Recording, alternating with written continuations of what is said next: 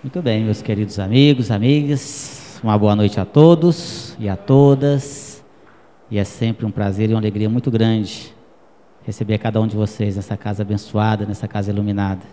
Principalmente hoje, que é um estudo diferente do que normalmente se vê nas casas espíritas. Normalmente se faz grupos de estudos de um tema específico ou então de palestras específicas onde normalmente não há a participação dos frequentadores.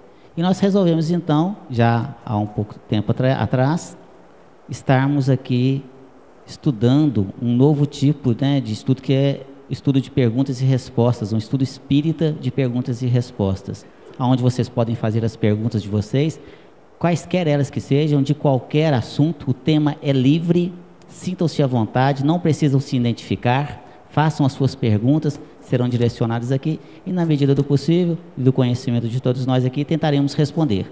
Aquelas que nós não soubermos responder, nós procuraremos então alguém que saiba mais do que nós e traremos as respostas aqui numa outra oportunidade. Tá certo, meus queridos? Nós vamos começar aqui com o nosso companheiro Zé Amaral e nós vamos fazendo aqui um de cada vez aqui. Então, sinta-se à vontade. Um bom estudo para todos nós. Boa noite, pessoal. Vamos começar com uma perguntinha boa aqui para nós. E frequentemente ela aparece e ela é pertinente. Em qualquer época a gente precisa de sempre estar colocando ela em pauta para que a gente possa estudá-la. Gostaria que você nos explicasse qual a necessidade e o efeito do passe na casa espírita e como ele deve ser ministrado. Olha, desde que se tem notícia, o passe é uma transfusão de energia. A doutrina espírita nos esclarece que o passe é uma transfusão de energias. Isso é comum na vida do ser humano. Se você pegar nos egípcios, tem desenhos no Egito que claramente delineiam a transferência de energias de uma pessoa para outra, porque tem inclusive até a mesma posição. Uma pessoa diante da outra, com a mão espalmada e saindo energias dela e entrando, entre aspas, na outra pessoa, sendo transmitida. Ao longo da história humana, se você pegar, por exemplo, a própria atuação de Jesus, Jesus impunha as mãos sobre as pessoas. Era a transfusão de energias, que é o que a gente chama de passe. O passe na casa espírita é isso, é uma ajuda terapêutica, uma ajuda para minorar os efeitos que a pessoa está sentindo em qualquer circunstância. Pode ser um problema físico, pode ser um problema espiritual. É apenas uma ajuda terapêutica para aquilo que ela esteja necessitando, tanto do âmbito físico, como eu disse, quanto espiritual. A maneira de se dar o passe, o exemplo máximo é Jesus que deixou para nós, porque ele exatamente deixava claro que aqui, no nosso topo da cabeça, aqui tem um chakra que os hindus, que os orientais conhecem bem, que é o chakra coronário, que vem de coroa. E aqui é onde ele, recebendo essa energia, ele transmite para todos os outros centros de força, os outros chakras, e aí distribui a energia igualmente. Então, qualquer pessoa está apta a dar um passe, desde que tenha boa vontade, bons sentimentos, boas energias, para que seja transfundida. O que pode, às vezes, deixar claro para nós como que isso é mais comum do que a gente imagina, existem vários tipos de passe. A mãe, quando o filho chora porque machucou o dedinho, a mãe, na mesma hora, na hora que chega e vai fazer o carinho no filho, e ela pega a mãozinha do filho, leva até a boca e sopra, esse sopro, esse ato de assoprar, que desde que o mundo é mundo, a gente faz isso, é o passe. A mãe pode até nem ter consciência do que está fazendo, mas ela está aplicando um passe naquela criança. O passe, então, é muito antigo. Se alguém quiser, por exemplo, estudar, pega a origem, né, e a história do passe, e vocês vão ver que começou lá na antiguidade. Eles achavam que era a pedra de magnetita, a resina de âmbar, que fazia o efeito. Depois eles perceberam que nada disso precisava, bastava a mão da pessoa para fazer a transferência energética. Tá ok? Então, é necessário no centro espírita como uma ajuda terapêutica, como uma ajuda que nos consola, como uma ajuda que nos ajuda a passar por um problema, às vezes, de saúde, que a gente está fazendo tratamento com a medicina, e a gente se sente acolhido, se sente protegido, se sente ajudado, tanto do ponto de vista físico, quanto do ponto de vista espiritual.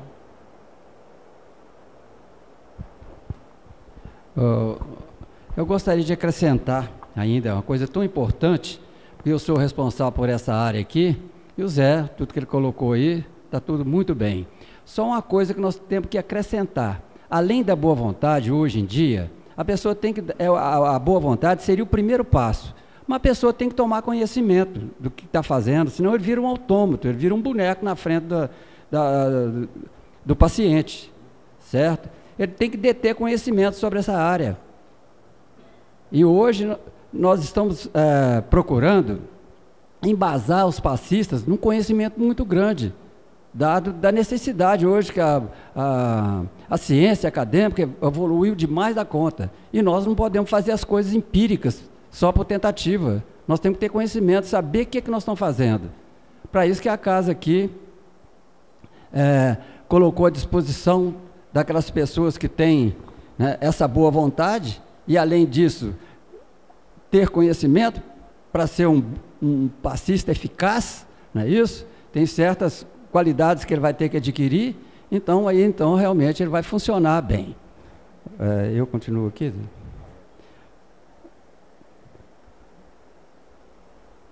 A pessoa nos colocou o seguinte: estou sentindo uma necessidade muito grande de ajudar o próximo na mediunidade, mas não tenho conhecimentos espíritas. Como posso fazer? Oh, coisa boa, meu filho ou minha filha, que fez isso. Nós estamos precisando de pessoas dessa característica aqui, sabe? Que está precisando fazer ajuda ao próximo. E nós, a casa aqui, oferece, né, essa oportunidade para ele. Ele está querendo ter conhecimento aqui, ó. Nós temos vários cursos aqui, certo? Que vão propiciar a você, meu companheiro ou minha companheira, a se tornar apto a ajudar o próximo.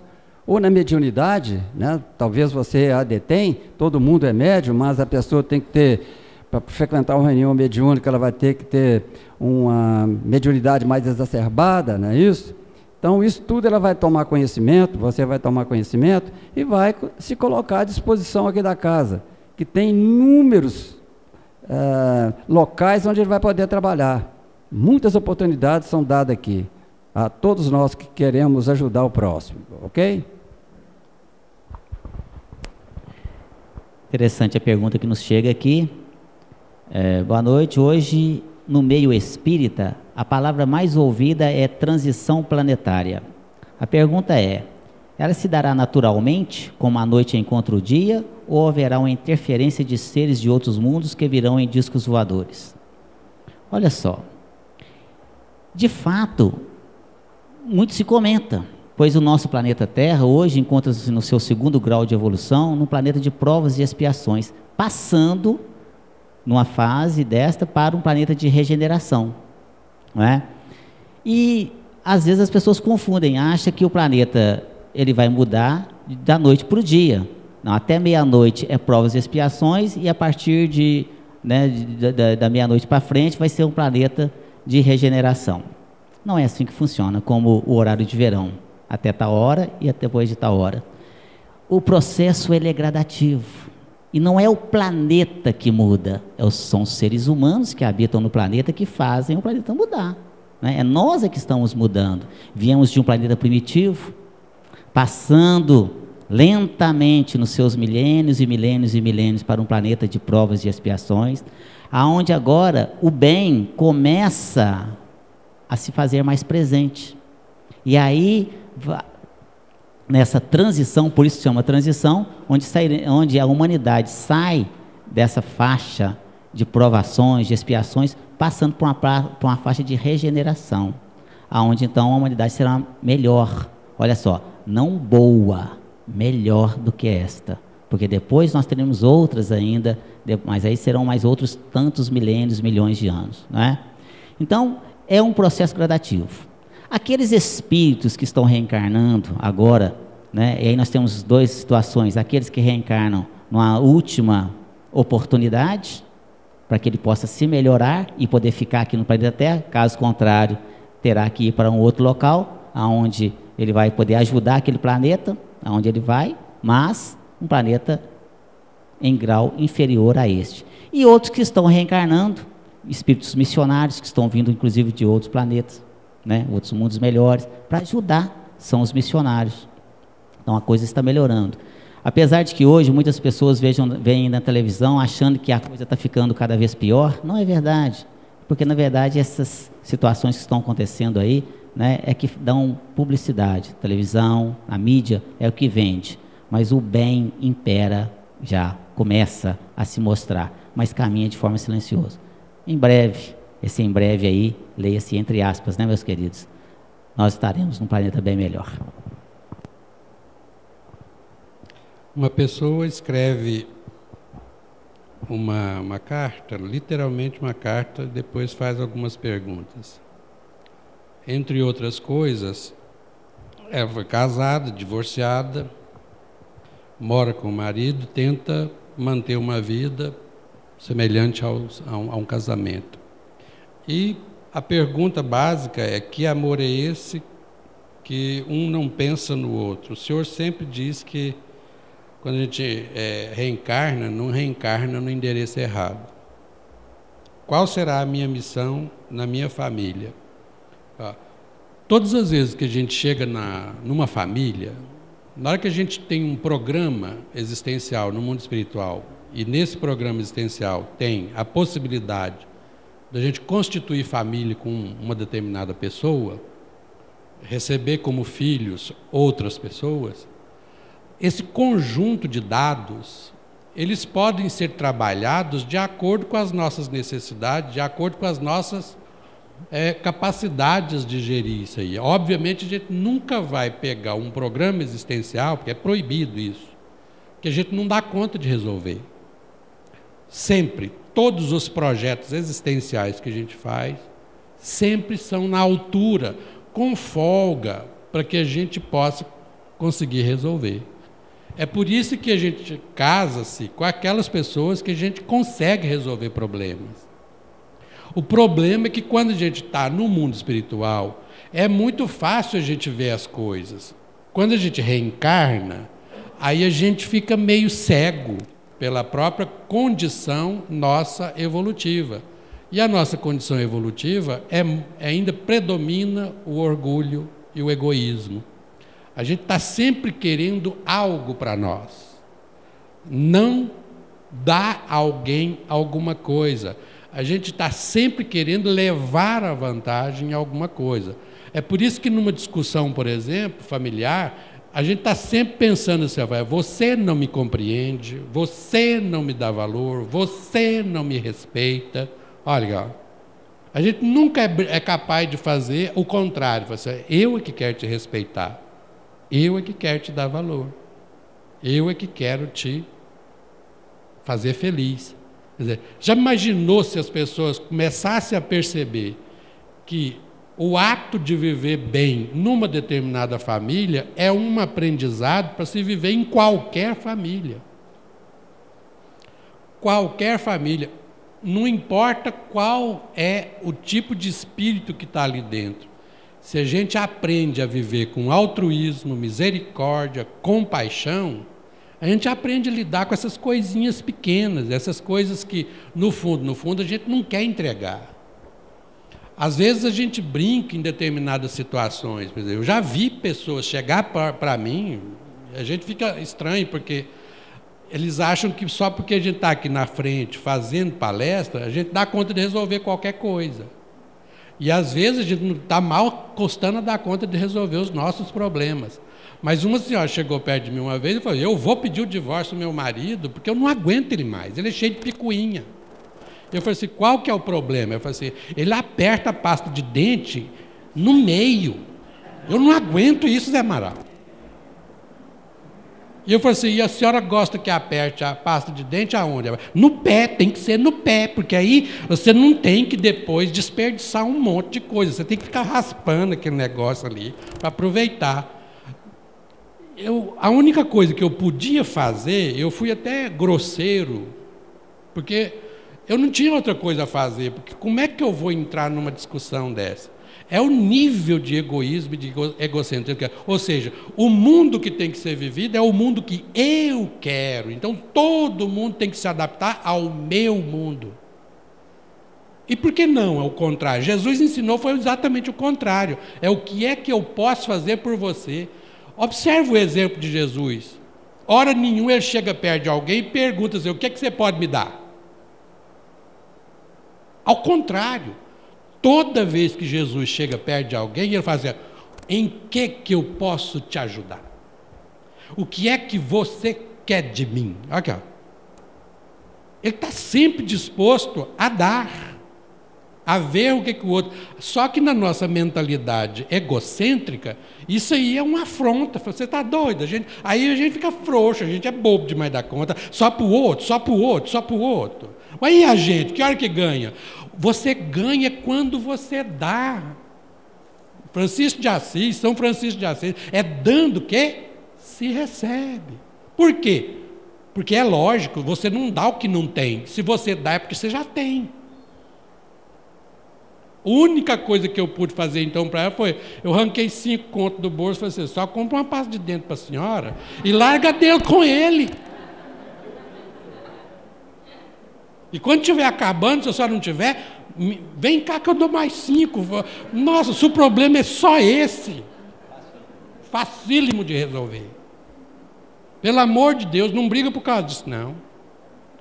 É a única coisa que eu posso fazer. Então, quando a gente faz um projeto, e olha, a gente fica doidinho no mundo espiritual para fazer um projeto desse. Na hora que chega aqui, a gente começa: ah, não, desse jeito eu não quero. Ah, não, assim é só você que leva vantagem. Tem uma historinha que ronda aí na internet, facílima da gente entender.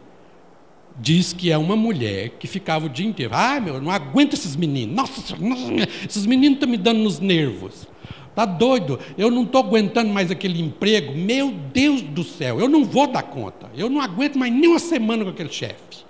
E esse marido também, eu vou te contar uma coisa, não sei aonde que eu estava com a cabeça, que eu fui amarrar minha égua com esse marido.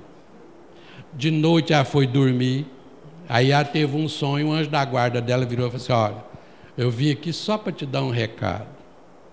Seus problemas todos vão acabar. Nós já estamos providenciando. O seu patrão vai te mandar embora, você vai ficar desempregado, você nunca mais vai ter que ir naquela empresa.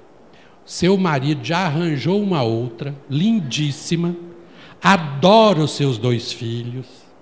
Ela topa se casar com o seu marido e o seu marido vai pedir o divórcio para você. Então você pode ficar tranquilo que os seus problemas todos vão ser resolvidos de uma palhetada só. A mulher levantou, suando frio, e falou assim: ô meu Jesus, foi correndo onde o marido estava, falou: ei querido, deixa eu fazer uma panqueca para você. Às vezes a gente se esquece dos compromissos que a gente faz lá no mundo espiritual, e na hora que a gente chega aqui, a gente só quer: venha a nós, vosso reino, nada. E aqui a gente está, é para treinar vosso reino tudo, porque eu estou aprendendo a ser um ser humano melhor. É assim que funciona. Se a gente pensar em casamento só para cá, não precisa casar. Casamento não funciona. Casamento funciona com 2 pessoas inteiras, formando uma parceria. Se uma das pessoas não quer, o outro, aquele que tiver mais tutano, aquele que tiver mais maturidade, aguenta o tranco. Vou deixar um livro que vocês precisam de ler se estiverem nessas condições. O livro chama-se Renúncia. Como é que se aprende a viver com pessoas que não gostam da gente, mas a gente gosta das pessoas. Então, a gente aprende a lidar com isso.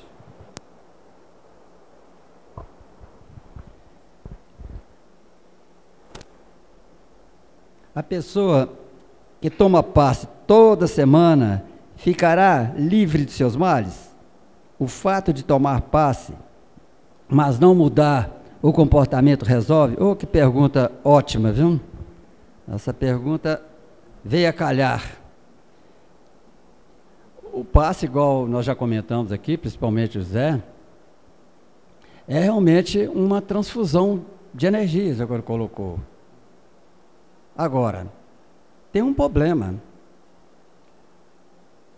que é o receptor, aquela pessoa, que nós podemos denominar até de paciente, porque ela está passando mal, vem procurar ajuda. Se ela não tiver um mínimo de cuidado com ela própria, ela pode tomar a passe a vida inteira, ela vai se tornar aqui um papa-passe das casas espíritas, igual tem o Papa Hóstia na Igreja Católica, entendeu? Não vai adiantar nada, certo? O Zé colocou aqui muito bem que o passe, ele não resolve o problema da pessoa, ele minimiza. Ele minimiza. Só em casos excepcionais, quando a pessoa entra com o mérito dela, está fazendo jus a isso, né? Criou méritos, aí esse passe certamente vai provocar uma eficácia maior na problemática dessa criatura, certo? Então, é preciso que a pessoa também mude o comportamento dela. A pessoa chega aqui, estou com uma úlcera no estômago, entendeu? Eu vim cá tomar passe para melhorar. Aí, o passista, com toda a boa vontade, a casa que acolhe ele com todo amor, né, aplica o passe, ele tem uma melhora naquela hora ali. Mas chega em casa, ele come uma feijoada, bem gordurosa, entendeu? Aí jogou por terra todo o esforço que foi feito pela Casa Espírita em preparar aquele passista, certo? E o passista entrou com a boa vontade, depois que deteve conhecimentos para operar bem naquela área, entendeu? Jogou por terra. Agora a pessoa fica viciada mesmo em tomar passe. Eu mesmo tenho notado aqui na nossa própria casa aqui. Tem dia que dá mais de 200 fichas de passe. E eu tenho reparado que a pessoa vem aqui todo dia tomar passe. Certo? Então ela se tornou um papa-passe, certo? Então não é por aí. A pessoa tem que chegar, procurar uma ajuda quando é uma coisa mais séria, certo? E conversar com a pessoa, dialogar, porque aquele passe que é fornecido assim, aqui, por exemplo, distribui as fichas, a pessoa vai lá, o passista não conhece a problemática da pessoa, certo? E muitas vezes ela não melhora.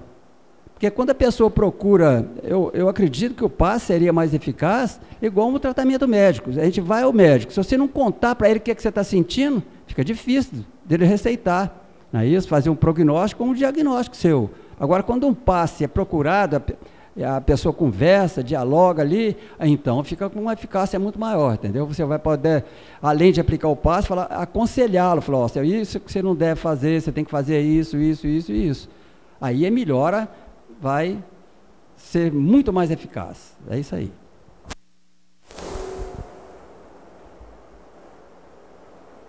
Bom, meus queridos, a pergunta é: gostaria de saber quais são as orientações para que possamos manter afastados de nós os espíritos de pouca luz, que nos sugam as energias, mais precisamente em nossas condutas diárias. Como devemos nos comportar nas atitudes diárias para nos proteger? Excelente pergunta, querido. Olha só, importante ressaltar que nós estamos constantemente rodeados de espíritos, de todas as naturezas, desde os nossos bons amigos espirituais, né, nossos amigos, familiares, entidades que gostam de nós, espíritos afins, mas também estamos rodeados de espíritos ali, não muito benfazejos, espíritos muitas vezes ali sofredores, viciados, que às vezes estão ligados a nós pelos nossos vícios, por afinidade, mas também de espíritos inimigos nossos do passado. Os espíritos ficam para todo lado, né? Muitas pessoas têm receio, né? Principalmente aquelas pessoas que não têm conhecimento algum da doutrina espírita. Se eu for lá no centro espírita, eu vou encontrar com espíritos. Vai mesmo. Aqui, na casa dela, no trabalho dela, na rua, dentro do ônibus, não é? No barzinho, no restaurante. O espírito está por tudo quanto é lado. O espírito não fica só dentro de uma casa espírita. E como fazer para nos protegermos de espíritos, às vezes, que estão ali, ligados a nós, seja pelos erros que nós cometemos nos passados, ou seja, porque nós mesmos os atraímos com os nossos erros, ou com os nossos vícios, por exemplo. Oração, manter os pensamentos elevados, cuidar não só dos nossos pensamentos, mas das nossas atitudes. Se você é uma pessoa, por exemplo, que gosta de beber, de fumar, de usar drogas, quem você estará atraindo para perto de si? Entidades dessa natureza, que se comprazem também com os vícios e que precisam de um encarnado para satisfazer as suas necessidades. Como ele não tem um corpo físico, ele não consegue pegar um copo de bebida, ele se liga a um encarnado viciado, na bebida, por exemplo, e vai beber junto com ele. Não o líquido, mas as emanações alcoólicas, e se satisfaz da mesma forma como se estivesse encarnado. De forma que, além disso, ele suga das pessoas também energias ali, e passa para a pessoa energias negativas. Há uma troca ali. É onde a pessoa às vezes fica cansada, sem energia nenhuma, sem vontade de fazer nada, com dores. Às vezes sente dor, estou com dor de cabeça, dor nas costas, dor não sei aonde, dor nas pernas, não é? Vai em um médico, não descobre nada, porque faz todos os exames e não dá nada. Por quê? Porque o problema não é físico, é espiritual, que você mesmo às vezes atraiu com seus próprios ali, né, vibrações. O que fazer? Oração, culto do evangelho no lar, prece, tomar o passe, água fluidificada sempre, cuidado com as suas atitudes, aonde você frequenta, cuidado com os vícios, porque tudo, meus queridos, é uma questão de sintonia. Quando nós elevamos os nossos pensamentos, as nossas vibrações, nós sintonizamos com a espiritualidade sublime. Quando nós baixamos a nossa guarda, seja pelos maus pensamentos, seja pelas nossas discussões, seja pelas nossas reclamações, seja pelos nossos vícios ali, nós vamos sintonizar com entidades dessa natureza, né? Não existe mágica, tudo é uma questão de pensamento, é isso. Zé Amaral, qual a diferença entre emoções e sentimentos? E como saber qual deles estou sentindo no momento? Boa pergunta, daria para fazer um estudo de todo tamanho. Eu aprendi com a doutora Anete. A doutora Anete esteve aqui no Concede desse ano. No Evangelho segundo o Espiritismo, na Lei do Amor, num capítulo que chama-se A Lei do Amor, tem lá uma das coisas mais lindas do livro, que é exatamente a evolução que a gente passa por ela. No início, a gente era regido apenas pelo instinto. Um pouquinho mais evoluídos, a gente passa a ter sensações. Depois das sensações, a gente passa a ter sentimentos. E a junção dos sentimentos com as sensações é que geram as emoções. Os sentimentos são patrimônio do espírito. À medida que a gente vai adquirindo, né, peso na evolução, um pouco mais evoluídos, a gente começa a refinar esses sentimentos e chegar ao top de linha, que é o sol interior que tem dentro de nós, que é o chamado amor, que é a ferramenta que a gente sai desse planeta. Esse nível de planeta, um planeta de expiação e provas, a ferramenta para a gente sair dele é exatamente o exemplo e o treinamento do amor. Então aqui, ó, quando a gente está na condição de espírito, o que predomina são os sentimentos.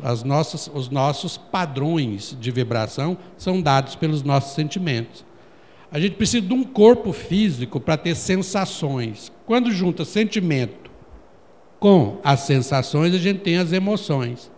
As emoções mais básicas, aquelas que estão mais próximas do instinto, lá do início da nossa evolução, são aquelas emoções que a gente chama de emoções, entre aspas, negativas.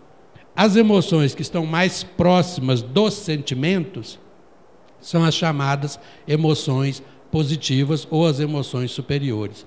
É só você observar. Por exemplo, quando você está com medo, o medo é uma emoção que está lá embaixo, que está lá bem próximo do nosso instinto, do instinto de sobrevivência. O amor, a caridade, Quando você faz uma caridade, você sente aquela gostosura da caridade, essa emoção que você está sentindo é muito mais evoluída, muito mais positiva, porque está próximo do sentimento amor.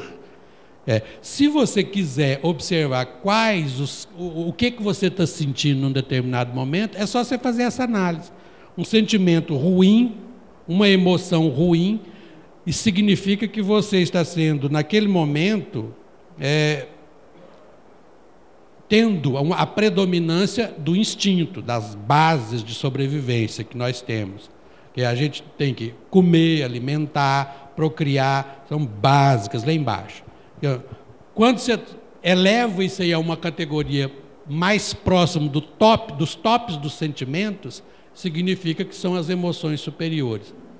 Então, aqui, ó, muito simples a gente observar que, às vezes, a gente pratica, por exemplo, vamos dar um exemplo aqui simples, sexo, a sexualidade. Existe a sexualidade que está bem próxima do que é apenas instinto, ou seja, você está procurando apenas as sensações, não tem nenhum sentimento envolvido, não tem nenhuma afetividade envolvida.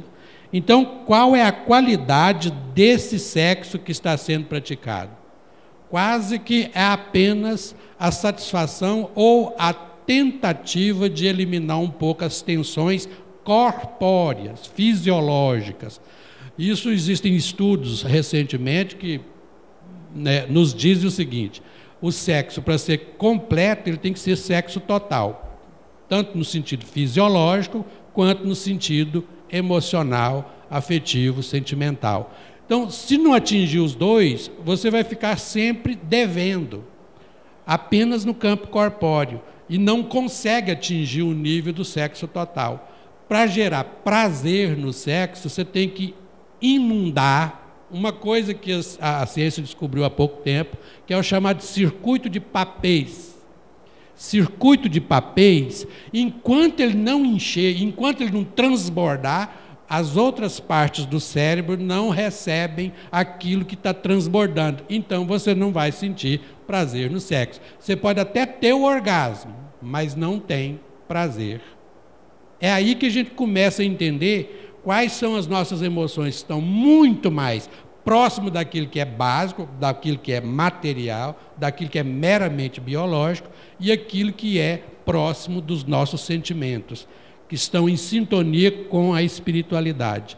E isso é tão antigo que, se a gente pegar Sócrates, no início do Evangelho segundo o Espiritismo, ele dizia o seguinte: quando a alma se encarna para considerar qualquer objeto, ela fica como que ébria, aí ela se apega às coisas temporárias, que são os nossos corpos físicos. Aí começam os seus descaminhos e sofrimentos. Ao contrário, quando ela se apega àquilo que é igualmente imortal como a sua alma, aí cessam os descaminhos e começa a sabedoria. Eles já diziam isso 460 anos antes de Cristo. Ou seja, toda vez que a gente fica muito mais preso às sensações corpóreas do que às coisas que são atinentes ao espírito, a gente fica muito restrito, porque as emoções que a gente vai sentir são as emoções próprias da materialidade. Só para vocês terem uma ideia, vocês lembram do filme Ghost? Lembra daquele espírito que vivia no metrô?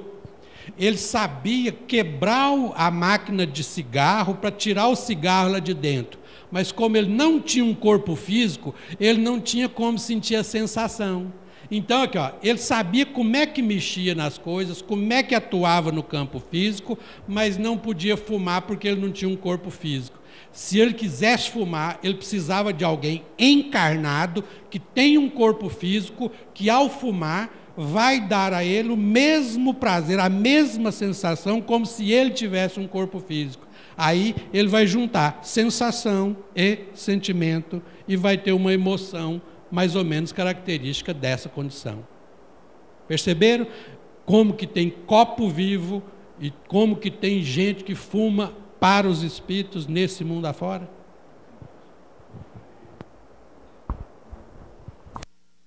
Pergunta que é muito interessante. O que é aura? Bom, nós vamos começar aqui para explicar o que é aura, quando a gente está desencarnado, entendeu? Nós somos conhecidos no mundo espiritual pela nossa aura, é como se fosse a nossa carteira de identidade, porque a aura é formada pelos nossos pensamentos positivos e negativos. Então, por isso que lá no mundo espiritual, você não pode botar máscara igual aqui, entendeu? Lá você é conhecido, certamente as pessoas que estão no mesmo nível vibracional seu, tudo bem, você ainda pode tapeá-los, né, entre aspas. Mas um espírito que estiver acima da sua vibração, ele vai ter completamente acesso a todos os seus pensamentos, certo? E aqui não, aqui nós temos, né, o privilégio, entre aspas, né, de criar máscara, né? Você chega perto do Geraldo ali, sorrindo e tal com ele, mas por dentro, entendeu? A sua aura está emitindo uma vibração menos feliz, entendeu? Você está enganando a ele, certo? No mundo espiritual não tem jeito de fazer isso, agora aqui sim.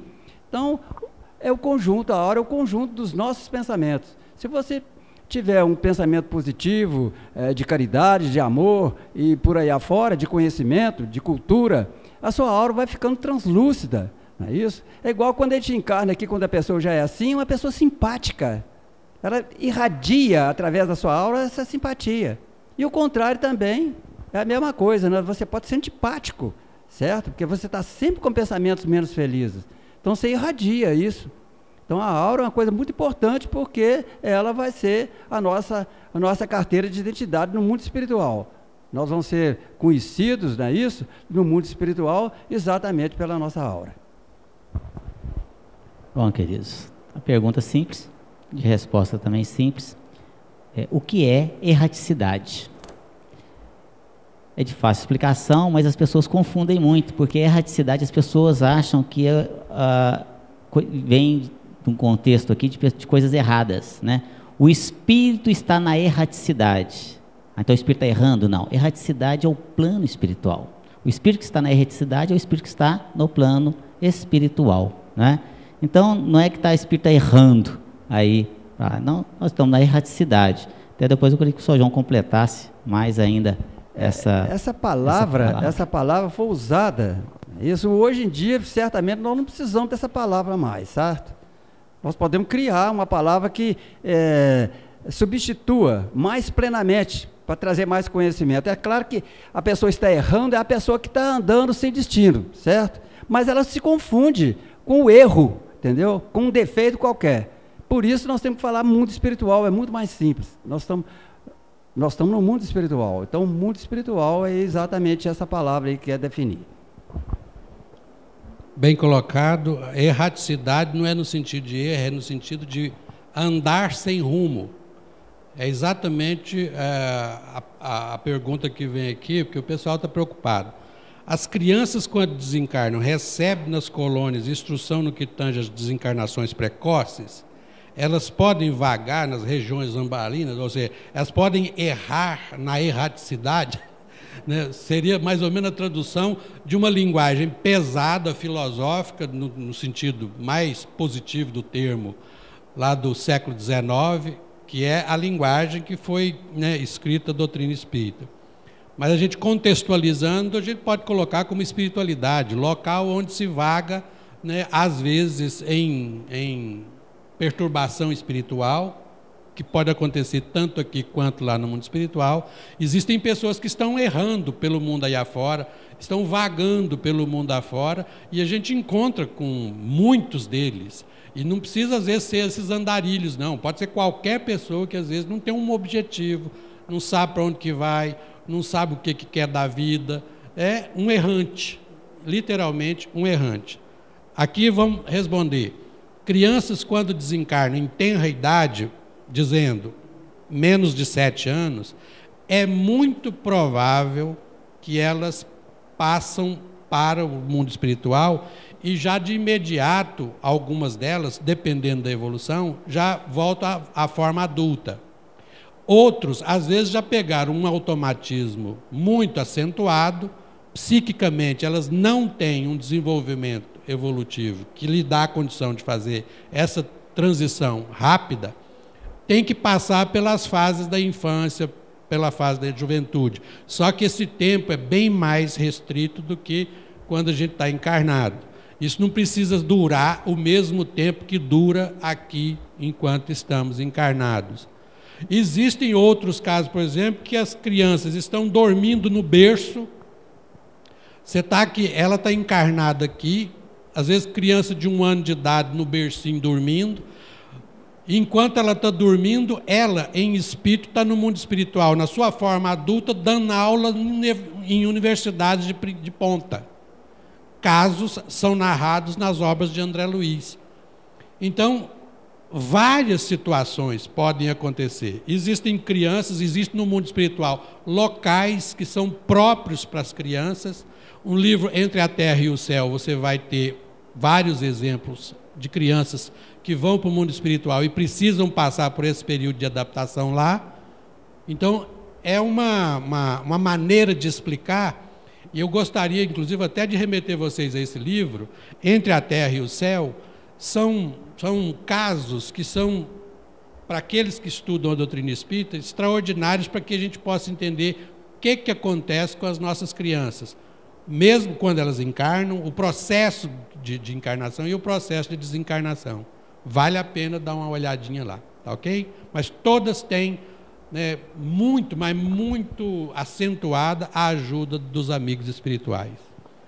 Só para agregar um pouquinho, muitas, não raro, acontece muito, são levadas nas reuniões mediúnicas crianças que estão ainda no processo de perturbação, né, e se manifestam como crianças, e ali são levados com as, entre aspas, tias. A tia está aí, eu quero minha mãe e tal, né? E aí são levadas para receber o auxílio, porque ninguém é desamparado. E colocando mais ainda, essa velocidade que o Zé colocou aqui é relativo ao estado evolutivo da pessoa, certo? Tem criança que rapidamente está lá com 7 anos, com 1 ano que ela tiver desencarnada, ela já voltou à idade adulta. Porém, tem aquelas também que necessitam, né, isso passar pelas fases, igual o Zé Amaral colocou, só que com uma velocidade muito maior, ela vai se tornar adulta novamente. Bom, a pergunta aqui é pequenininha. Olha só o que é a pergunta. Existe maldição? Então, nós gostaríamos de colocar que o universo é dualista. Existe benção? Existe. Não existe? Mas existe maldição também. Vai depender, não é isso? Da pessoa que vai emitir essa maldição. E para onde que ela é dirigida, certo? Tem espíritos que têm a mente muito poderosa, certo? Tem um conhecimento, detém conhecimentos muito grande, porém, moralmente ele ainda está lá embaixo ainda, certo? Perto da animalidade mesmo. Então, ele pode exercer essa função de maldição e atingir alguém. Aí vai depender também da vibração da pessoa. Vocês já devem ter visto falar naquele ditado que fala assim, o feitiço virou contra o feiticeiro. Olha só. Então, eu, por exemplo, sou um mago negro aqui e vou irradiar uma maldição para o Kleber.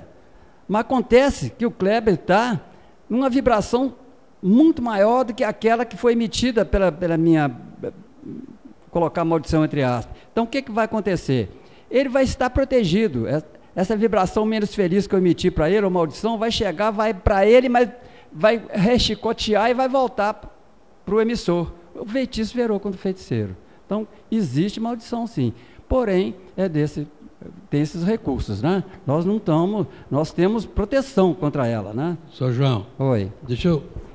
Maldição, a própria palavra quer dizer, é aquilo que é dito de forma má.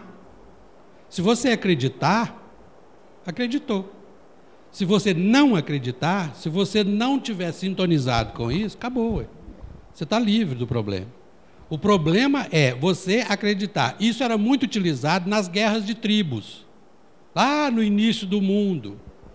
Um pajé amaldiçoava os outros, os inimigos, né? A tribo inimiga.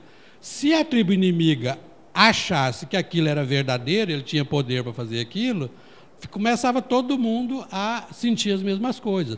Se eu pegar o João e falar assim, a partir de hoje, todo meio-fio que você vê, você vai tropeçar. É uma maldição, eu estou jogando nele uma maldição. Se ele acreditar, Ele vai sintonizar a cabeça dele a tropeçar em todo meio-fio que aparecer na frente dele. E ele vai falar, ô Zé, ô boca maldita, que é a boca do Zé. É crença, é uma questão de aceitar a sintonia do processo. Tem espírito que adora fazer isso, mas eles não têm poder nenhum para te atingir, desde que você não permita. Do mesmo modo, é o tal do feitiço, fetiche, a prática fetichizada. Eu vou jogar uma maldição nessa caneta, né, e vou dar para fulano. E depois, sempre eu tenho que deixar que o fulano saiba, porque se ele nunca souber, ele vai usar a caneta a vida inteira e nunca vai acontecer nada. Mas se alguém chegar perto dele e falar, oi, eu lembro quando o Zé te deu essa caneta, ele botou uma maldição nela. Ah, então é por isso que aconteceu isso comigo, e tudo que aconteceu é por culpa da maldição. Ele vai procurar sintonizar naquilo ali. É a força da palavra, maldição. É a mesma coisa que bendição ou a benção. Se você tem uma benção, que é a palavra bendita, a palavra bendita e bem levada até os corações das pessoas, que é o contrário de maldição. Tá ok?